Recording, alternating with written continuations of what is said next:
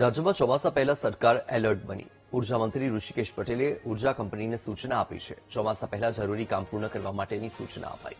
ખુલ્લા વાયરો દૂર કરવા, ફીડરની ચકાસણી કરવાની સૂચના, વીજ અકસ્માત ઘટાડવા જરૂરી પગલાં લેવા પણ સૂચના અપાઈ। તમામ ઉર્જા કંપનીને 5 જૂન સુધી રિપોર્ટ તૈયાર કરવા માટેની સૂચના આપવામાં આવી છે।